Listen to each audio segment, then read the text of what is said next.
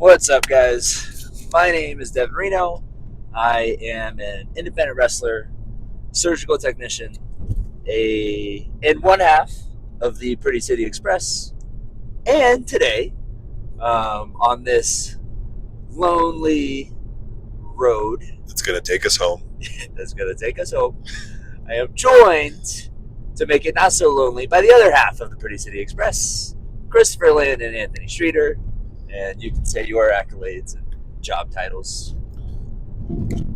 I'm CLAS. I'm a doctor and also an independent professional wrestler Yes. and also one half of the Pretty City Express. Love it. And great at making Devin not feel lonely. That's true. Arguably top three. I think it's you, Meredith, and Venom. Yeah, The dog. that's a short list Yeah. that I'm really thankful to be on. Really good company. Yeah, you're definitely on my list too. Thank you. Yeah, I'm not going to say what number. It's certainly top one. Well, I appreciate that. So today, this is part 4 of my journey through pro wrestling. And I guess we'll backtrack a little bit because I want to set the foundation for us. This is the first time I've had a guest in really any video besides the vlogs. But you were even the first guest on that, so it all works out. If you ain't first, you're last, baby. That's right. So, I'll tell you when I met CLAS, because I don't know if he remembers. I don't remember our initial meeting. I remember, I'll go into this in a minute. I remember the moment, I remember a few moments, but the first one I really remember is when I was like, oh shit, okay, this guy's, I like him. And I'll go into that in a few minutes, but that's kind of my first memory. So, you were actually at my tryout at the Arizona Pro Wrestling Training Center. And I remember I got there and I was like, cool, like, it is what it is. I'm excited. I was in shape. I was doing, I was ready for it. I was mentally prepared. Everybody was like kind of tense. And I remember telling myself, like, if I'm going to do wrestling again, I need to come out of my shell because I'm naturally an introvert. So when I got there, I was just like, hey guys, like, what's up? And I am not that guy. I am not the person to put myself out there, but I knew I had to start breaking that shell if I wanted to be successful here. So I was talking to the people I was trying out with, and I remember we were talking or whatever. Kevin Koa was a part of that tryout. Real quick, Yes. do you remember they were doing, I don't know if you're aware of it, but they did like we did like 3 workouts. Like open workouts, the boot camps. Yeah. Did you go to those? No. I know Kevin was there. Yeah, Kevin. But I wasn't sure if you were there too. No. Okay. No, I had no idea about those until after. Okay. And that, I think, made them like Kevin more at first. Well, he had so much, he just like wasn't in wrestling shape and like plyometric shape. And there's a lot of just like plyometric type stuff and it just blows you up. And so he was struggling and yet he just like would not quit. And so, yeah, it definitely helped him get in like good graces with all of us. Yeah, I say so. Well, and now, like, he couldn't even do a box jump. That's exactly right. Yeah. And now he has, and I'm not saying this to be arrogant or anything, but he has as good of a leapfrog as I do, and I'm 15 years younger than him. Yeah. So like, he was like, you know what? I suck at this, and I need to get a lot better at this. Right. So Kevin has been like my day one competition, but also like my day one, like, all right, dude, like we're the ones who are serious here, and Jerry Kerber Jr. was in that tryout as well as 2 other people who aren't in the school anymore. But it was just like, okay, cool, like we're gonna do this, and we pushed each other, and I think that's why we'll always have that bond, like me and him, because we're just like, all right, like it was always competition, but never like malicious. It was just like, okay, I know I have to do this because I know you're gonna do it. Yep. So that was really cool. They were colloquially known as the VINs. The VINs, double V. Really did. Vehicle identification numbers. I popped that in an on-the-spot promo. I think Kevin was into it. Kevin was like, they're like, all right, you two, get up there. You're going to cut a promo. And I was like, oh, God damn it. Okay. Yeah. And Kevin's like, all mean and broody and like, I'm gonna kill you. And I go, yeah, the vehicle identification numbers are ready to take it, names and kick ass or something like that. Yeah. And he was just like, and it was like, what? I go, the VINs, baby. Yeah, so it didn't quite get over. Which, hey, it made way for the Pretty City Express. And now we're here. The VINs took over. The VINs are making downs, the vehicle identification numbers. Yep. Oh, God. I bump a lot now. I would have to bump way more if Kevin was my tag team partner. It's true. No goofy stuff. No. What are we doing here? What's even the point? Yeah. Okay, so tryout. I was talking to Kevin. I'm getting out there. I'm trying to like break the ice with my tryout group, and it's not working because everyone's serious and there's a lot of anxiety in the room, and you can feel it. And then I remember right before we start, CLAS walks in, and I was like, "Oh, that guy looks like a wrestler. Like that's cool." And like Dom, of course, Dom and Gallo love CLAS. Like he's the golden child of the Arizona Pro Wrestling Training Center, and even. Like it fit better when I had hair because I'm kind of a redhead, but I'm like the redheaded stepchild of the family, where they can't deny me, but they're always like, "All right, he's a madman. He's doing his thing." Yeah, we love you, and also Devin. Yes, come on. Yes, and so CLAS walked in, and I remember being like, "Oh, okay, cool. Like this guy looks like a wrestler." And you were actually like my counter for like all my reps, like my push-ups, my squats, my sit-ups, stuff like that. And I remember you put me over to Dom. I overheard it. I was eavesdropping. What did I say? Like, you were just like, brother's good. Like he got this many or something. I forgot what it was. I think it was push-ups. I got big pecs compared to my arms, so they helped a lot. Yeah, you do. He's got enough pecs for both of us.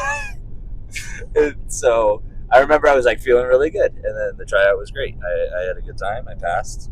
And that's where I met you. And then I remember because I've said this before on the channel. I didn't talk for like 3 months. Like I was very quiet. Yeah, I didn't talk. So I'm curious, like, what kind of made you be like, oh, like maybe this kid. So I guess I'll preface this by saying we have two different mindsets when it comes to new people in the school. Yeah, like pretty polar opposite, really. Yeah. Which I think is going to catch people off guard because our personalities say different. Yeah. Like CLAS is definitely like the more approachable one, the nicer one. I think I'm nice. I think I just like. I think sometimes I can have like an intense energy about what I'm saying that comes off rough. This is true. Yeah, and so I think like people expect you to be kind of the welcoming one and whatever, but CLAS, and this is just him being in the business a little bit longer than me. He's like, I'm not going to put effort into like trying to help you develop until you give me a reason to. Yeah, and that's actually like in line with a lot of vets of the sport. And I get it. Like, I totally understand it now because I'm like, there's so many people who you can give everything to. You can invest so much time and energy into. They just leave. Yeah. And that's what it is. And that's okay. Like, that's their decision. And it was my decision to invest in them. And they, they don't owe me anything. That's just that's what I decided to do. And so when new people come to the school, like you're very much like, okay, like I need to see something before I really truly invest in this person, like my time and energy. And I'm kind of like, I get really excited really quickly about what someone's potential could be. Yeah. And that kind of leads me to like get really excited about, I have this vision for them. Like I want to push them. And then I get disappointed when they don't meet my vision. And it hurts me. But it's not their fault either. Like I'm putting you've helped me learn, like I'm putting my own expectations onto them, which isn't fair because I don't want people to do that to me. Right. So, and if I do that to them, it's not helpful. I think I'm being helpful because I'm pushing them, but I'm not because I'm putting unfair expectations onto them. And it hurts them because they're not living up to it. And it hurts me because I feel like I'm wasting my time, which I'm not. That's just how I feel. You're not wasting your time because that's like, we've talked about this, but it's like values consistent with who you are as a human being. is you're invested. You wear your emotions on your sleeve, and you're very much like you said. I get really excited when new people come in, and so you want to invest that it's helpful for them. It can be, and it's helpful for you. Like it fills your cup. Yes, essentially. That's very true. And so that's like that. I think that's a big part of why you do it, and why, even though sometimes, or maybe more times than not, like disappointment comes with that. And also, if you weren't going to do that, then your cup wouldn't be getting filled. Yeah. And so that's like what you need to do to keep yourself like, I don't know if motivated is the right word, but like that's just how you are as a human. That's your value, and there's nothing wrong with that at all. And you understand like that it's not always going to work, and that's okay. It sucks. And also you understand that that's your kind of burden to bear. Yeah, that's true. So I'll explain a little bit as to why I have the perspective I have and how I got there. So when I started training, the Arizona Pro Wrestling Training Center was not a thing. It was a couple of years away from being opened. And so the training program that I was a part of has a different model in that if you show up and pay and sign a waiver, you're in right away. And so I'm not saying that's the wrong way to do things. I think a lot of places do that. Yeah. However, what that led to was a lot of people coming in with passion, people coming in with all the, quote unquote, all these big hopes and dreams. Like, dude, there were people that would show up in full gear for their first day of training, kick pads, everything, have their entrance already figured out. Nice. And then sometimes the first day they were gone. Sometimes the first week they were gone. And so being a part of that program for about 2 years, I saw so many people come and go. And I'm not one to like be overly vocal about like, I'm passionate, I want this, like the rah-rah stuff. For me, I'm a big believer in like, show me what you want to do. And so I was always trying to lead by example of what I was doing and how hard I was working. And so I just like saw so much turnover that it was like, chances are, just based purely on numbers, most people who start training for pro wrestling are not going to last. And therefore, you got to show me something. You got to show me that you're, one, going to stick around, and two, give a shit. Three, are really trying to be the best that you can be before I'm going to invest in you. And that's kind of how I got to that of like, okay, this is how I'm going to handle it. I'm not going to work harder than you are. That's just my perspective on it. Right.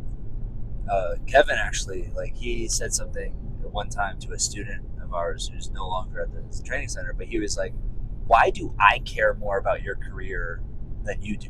Sure.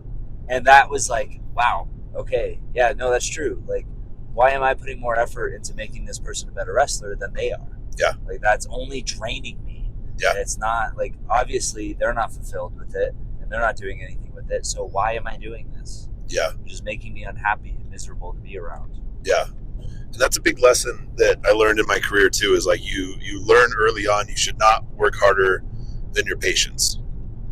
Yes, if you don't know, I'm a doctor.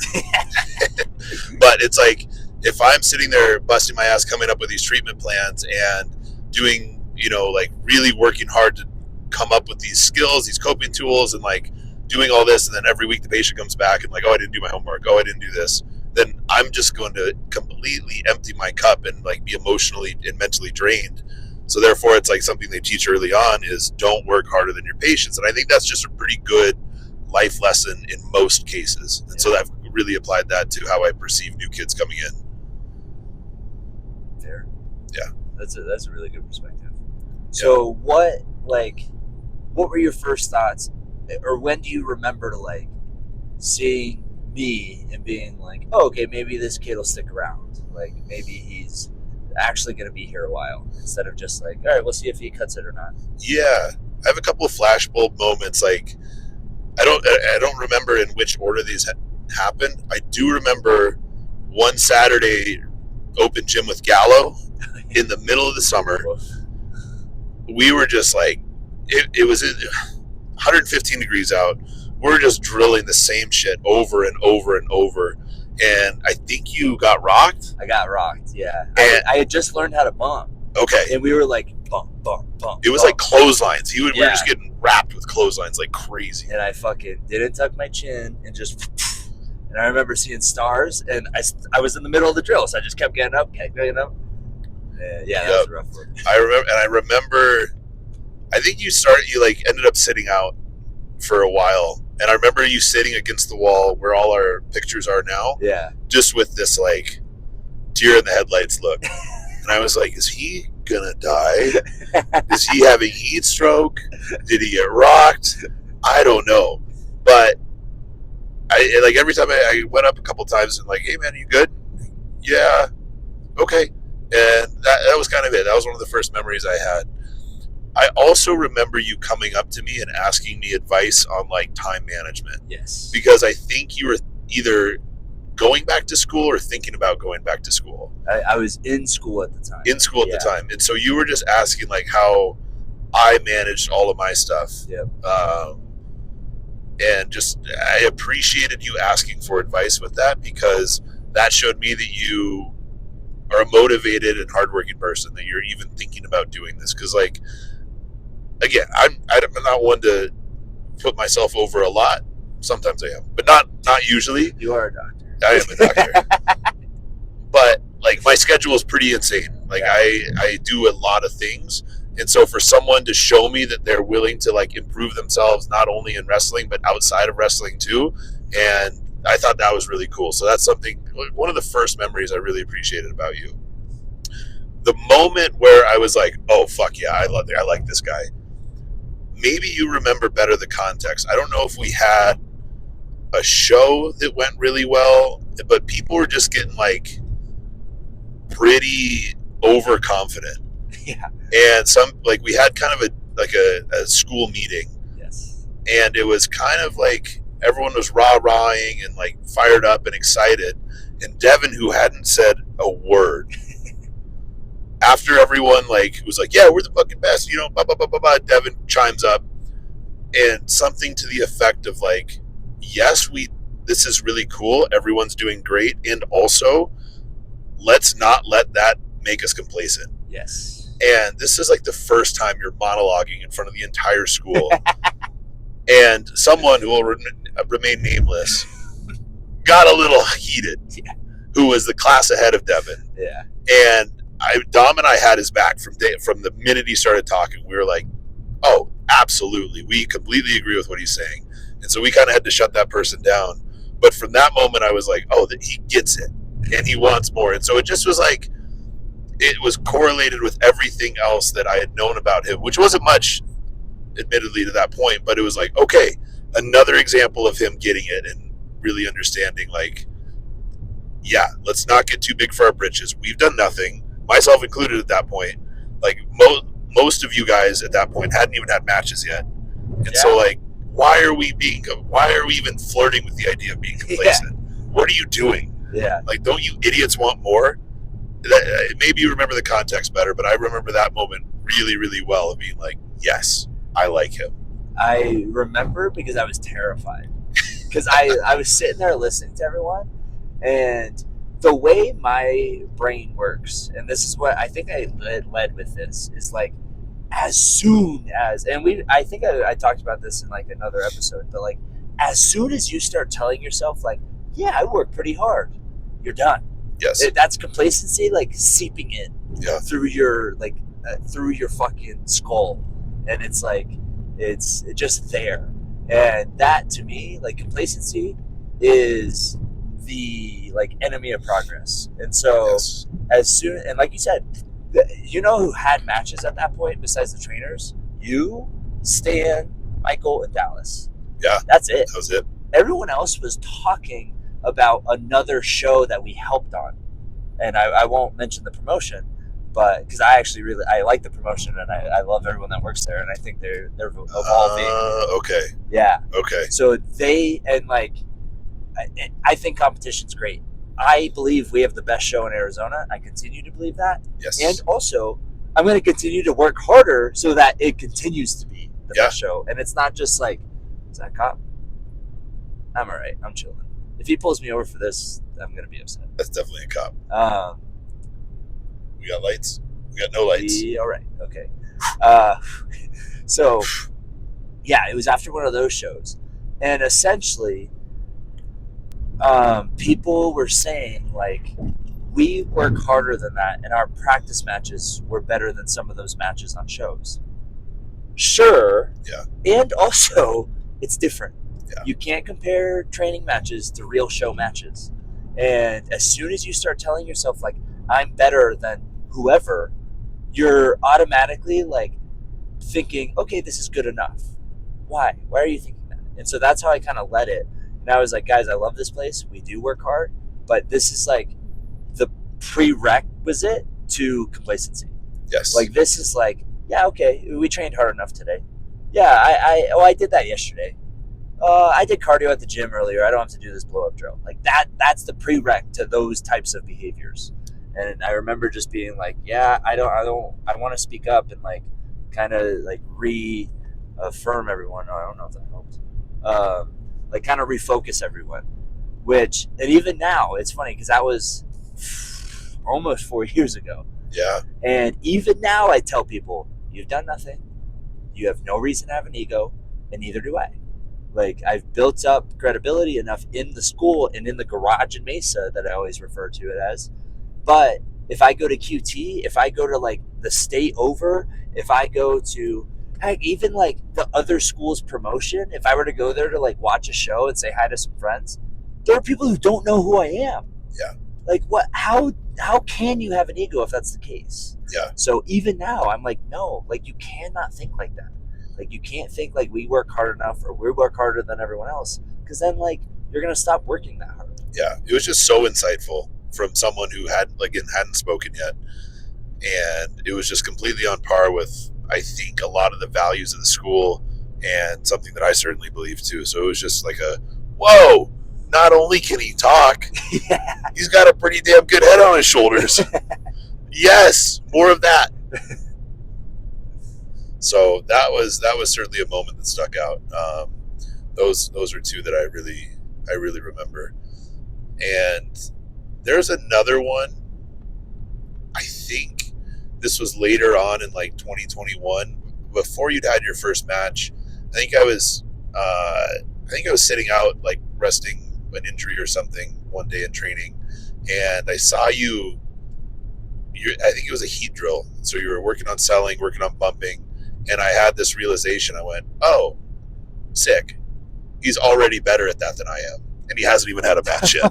I remember that distinctly. I remember exactly where I was standing, going, "Yeah, he's gonna be a problem in the best way." Selling's about the one thing I can do. From day one, it was just like, oh my god! And I didn't know you had any like prior training. Yeah. So I was just flabbergasted.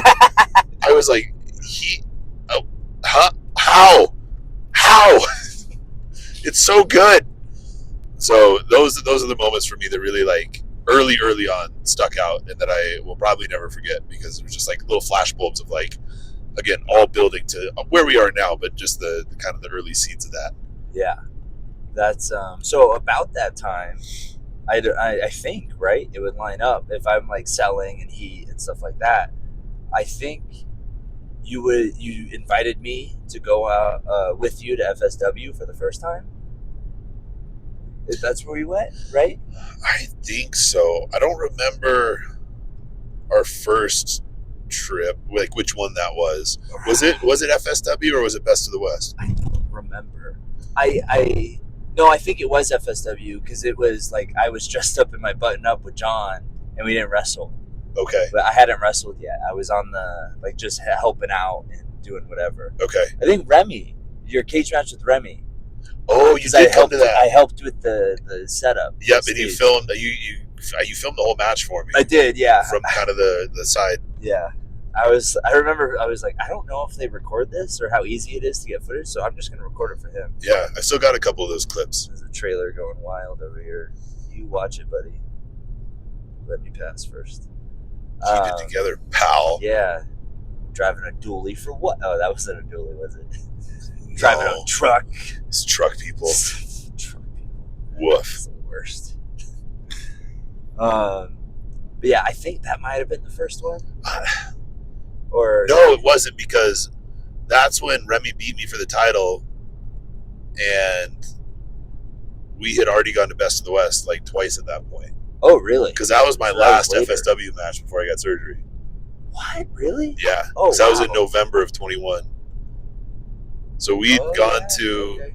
I think, were you there when I won the Nevada State? No. Maybe. I can't remember. But we'd certainly gone to, no, okay, so we went to Best of the West. I think it was me, you, and Grizz when we took that picture that Gallo hated. That was my third time with them. The first time with Best of West was at the Super Beast compound. Oh, when you had your match? Yes. Oh. Yeah. So maybe that was the first time. Maybe. You went to the Best of the West. It was me, you, and Wolfie went once. Yep. And then me, you, and Grizz went once. Me, you, and Wolfie went twice. Oh. We went to Super Beast, and then we went to Fresno. And then we went to Merced. But that was the Merced, one. Merced, Yeah. that's what I meant. So Merced was with Wolfie, Fresno was with Grizz. And then Super Beast Compound was with Wolfie. Yep, and that one was first. Yeah, okay. Yeah, I can't remember. I know the picture. I think that was in like December. Yeah, because that's right. That's right after I had that nasty shoulder dislocation on Friday night, and then we were there on Saturday night. Yeah. So because I like couldn't do anything. I couldn't do anything. Yeah. Nico's neck was all jacked up, so we had a very limited match. That's right. Old school wrestling. Something like that. I don't remember when the first time was, but maybe it was the cage match then. No, it couldn't have been if we went to Best of the West. It would have been Best of the West, I think. Brought my gear. Yep. I think I've talked about it. Some guy showed up to the venue, checked in, left, got drunk, came back, was passed out in a chair. Good stand. 5 minutes before showtime. And they were like, well, we need somebody. Yep. And CLAS was like, oh, I got a kid. And then he's like, you got your gear? And I was like, yeah. And I'm like calling Dom, like, Dom, can I wrestle on the show? Yeah. Like, I hadn't been approved to wrestle yet. So I was like, oh, Dom, can I? Is that right? Yeah. Because that was the week before your first scheduled match was. So it was that one. And then we did the tag, me and Wolfie. And then it was our match. Oh, okay. Yeah. Yeah. But, yeah, I just remember, like, whatever point it was, thinking, like, we'd had those moments I just talked about, and I really, really got a lot of value early on in my career from going on the road with guys like Hammer, guys like Dom, and it was just part of the model. The way I was brought up was, all right, you bring the kids on the road, they help out, they build connections, and then if anything's open, they get a shot. Yep. And so I thought I got so much out of that. I wanted to pass that forward. And to that point, Devin had proved himself in so many different ways that I was like, all right, I want this kid on the road. And I think he is someone who will do the most with that. And I remember, like, some of my first trips with Dom and Hammer way back when. I would sit in the car in the back seat and ask them every question under the sun that I could think of. And I remember moments like on the way to Ultra in the early days where we'd been in the car for like 4 hours and I'm sitting back, there's a moment of silence, nobody's talking, and I'm pissed at myself that I can't think of any more questions to ask. And so I'd come up with something and they would be like, what? No, that's not how it works. And I'd be like, I don't fucking know. But like, it was so important to me to like have those moments, have a candid audience of guys who had been there and done so much at that point. And so I wanted to pay that forward to kids. And Devin certainly fell into that. And I think it was the first time we went to Best of the West. I know this. It's a 10-hour drive. It's a long day. We leave at like 6:30 in the morning. We get back at like 7. And the next morning. And we're driving, right? And so I distinctly remember, like, show happens, we leave. You have a lot of adrenaline pumping. We snag some Wendy's or something on the way out of town. We're having a good time. And we get to LA, which is like 4 hours, and people are starting to die off. And this is about the time where I want to hand the driving over. Devin hops in the front seat, and we chatted the entire way home, and you picked my brain about everything. And that was another moment where I was like, I really like this kid. I'm very excited to see what happens, and he's always going to be on the road with me if I can help it. And I was just so impressed. And I didn't sleep. I didn't stop driving. You sat in the passenger seat. I drove, and from LA to Phoenix, which is like 6 hours, 5.5 hours, we just talked wrestling and life and all these things. And like, that was a big moment for me too, where I was like, all right, not only does he want it, not only is he really, really motivated, but we also share a lot of the same perspectives on life, and we have similar mindsets in a lot of things. And I was like, oh, if I met him outside of wrestling, we would be friends. Yeah. And so it was just like so eye-opening, and I was so impressed by how you just sat there and were so hungry for knowledge of what little knowledge I had at that point. Yeah. I shared everything that I could with you while being just half dazed and confused, sleep deprived, caffeine overloaded. Oh my God. So I don't know if anything I said made sense. And also, I was giving you everything I got because I was so pumped that you were taking advantage of that. And you reminded me of me in a lot of ways because you just wouldn't stop talking. Yeah. It was great. I was so impressed. And it was like, it was so funny because I was like the first car ride where I felt like comfortable enough to like ask you questions like continuously, and like instead of like, oh, okay, that makes sense, and like just remembering the knowledge, like have the confidence to like ask you follow-ups and like give my opinion and like have you critique it. And as like people who drive with me know, like that ride got really personal. Like we started talking about our personal lives. Like I had just gone through that breakup that I talked about in the second episode of this series. Like we were talking about everything, and like where my mind state was at, and like what helped you when you have struggles, and like that you gave me things to work on. And I was just like, holy shit, like this is so helpful, not just in wrestling, but in everything else. Yeah. And yeah, it's funny that you say that because I can't remember like specific things we talked about, but we were on the same level of sleep deprivation, and I had 2 rains that day, which is just those are 600 milligrams, like not a piece, but together. Yeah. Oh my gosh. So I was awake, dude. I was ready. Yeah. I do remember the one thing I remember, 2 things I remember.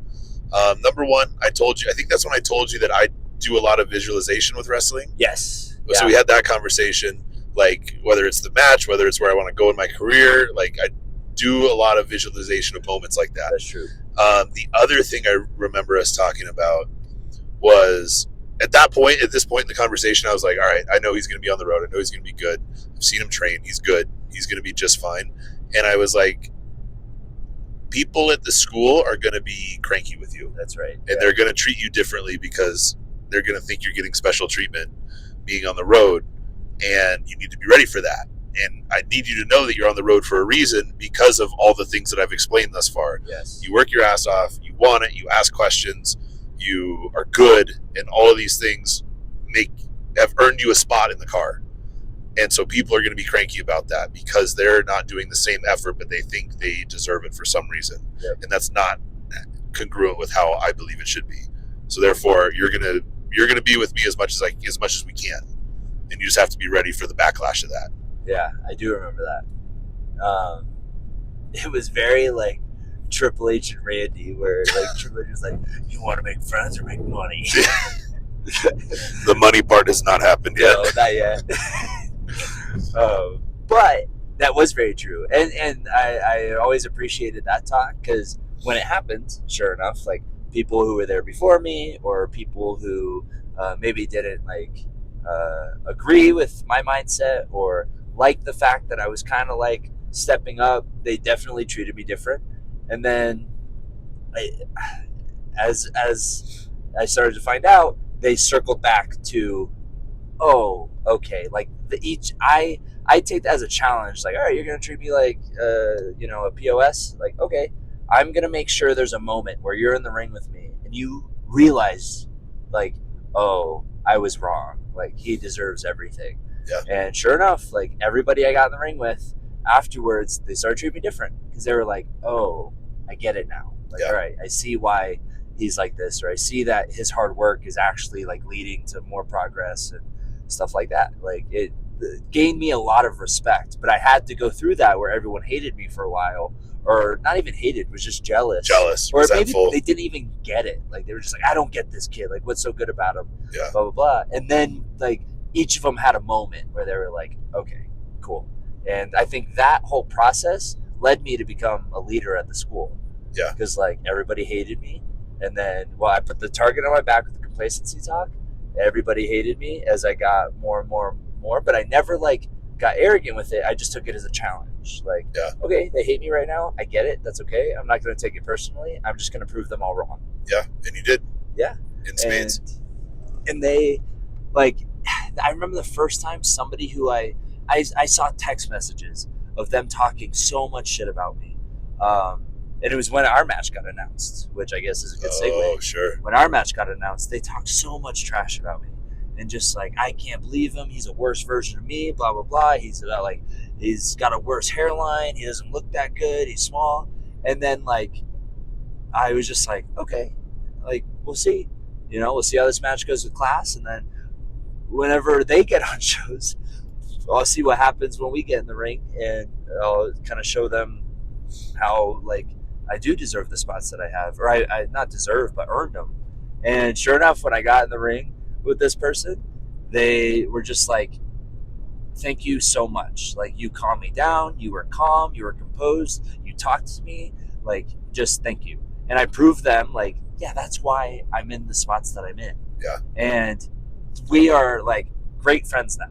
And it's super, like, our relationship is one of my favorites because of how it's evolved, me and that person. Like, how we went from, like, enemies almost to just, like, no, like, we're so cool and we really, like, get along. Yeah. Yeah. But I remember you weren't even at training that day when they broke the news that I was going to wrestle you. Oh, okay. But you had to have known.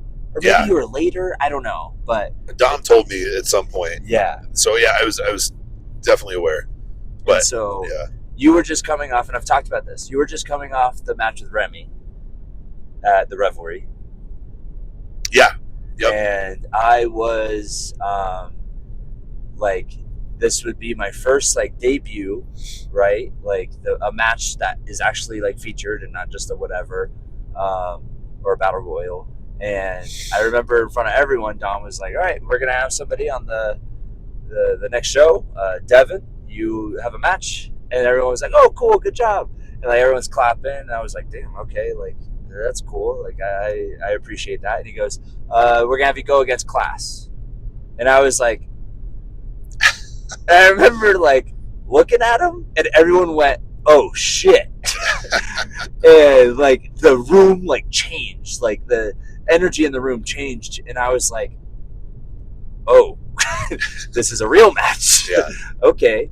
And so I think that, and I don't know if you remember this, but I went to you and maybe I like told you it or I texted you it, but I was just like, hey man, I'm like, I know you don't have to have this match. And I'm just like, I'm sorry that you're paired with me, but I won't let you down and I'm going to try really hard. Yeah. And I'll rise to the occasion, but like, I'm just sorry that you have to like waste a show on a student or something like that.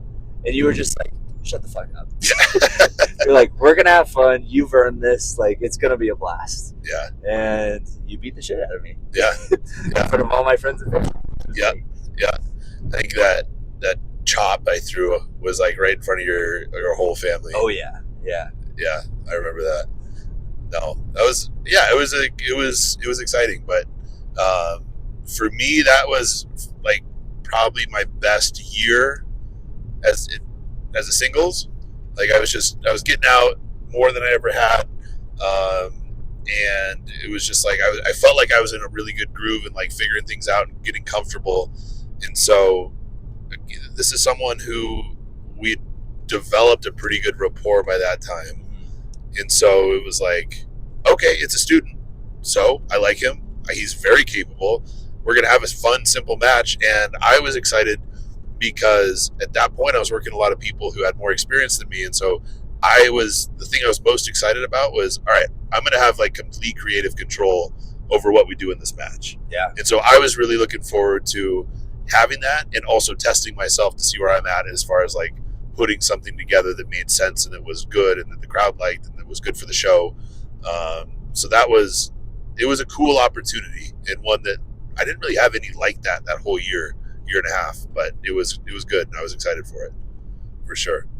It is such a different challenge because it's funny because like that's how I started, and then of course you evolve, and like especially the past year I feel like I've been the guy to like wrestle the new kids on Slam U, or like even with Jacob East at this November PCW show. Yeah, like I've been in that position a lot, and I'm kind of just like, I like this, like, all right, like this is fascinating, like okay, like let's see, like where is this, some of them are older than me, so I feel bad saying this, but it's wrestling. Where's this kid at, and what are they comfortable with, and how can I like inch them out of that comfort zone? Like, yeah, there's always one moment in each match where I'm with one of our students where I'm like, okay, I know they're going to be comfortable with all this, but I really want to test them here.